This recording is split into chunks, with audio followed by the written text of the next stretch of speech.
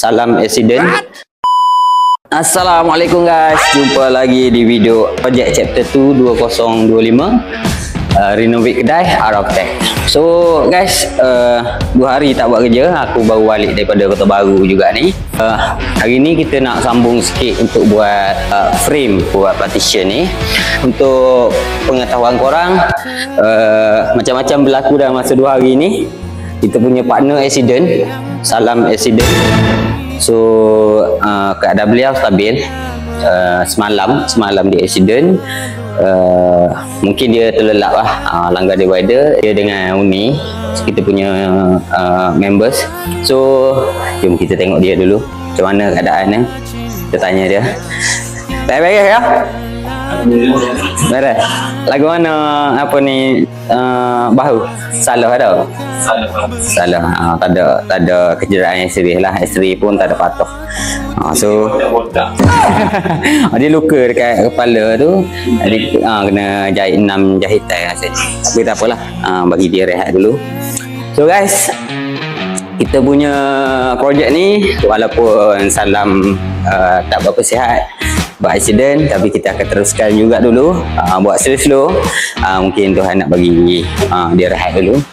So let's go.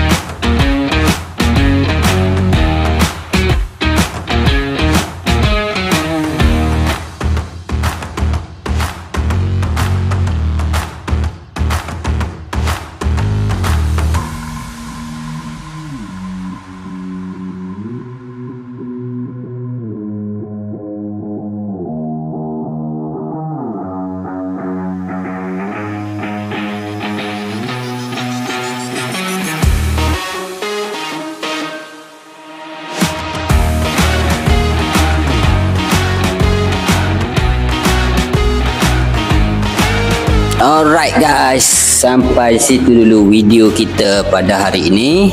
Banyak yang dah selesai. So kita sambung esok pula lah.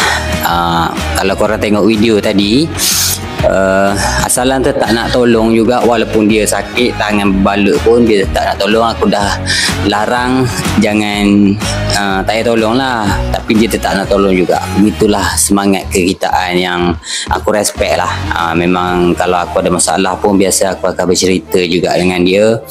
Aku pun boleh accept pendapat dia tu, dan aku cuba apply kan lah.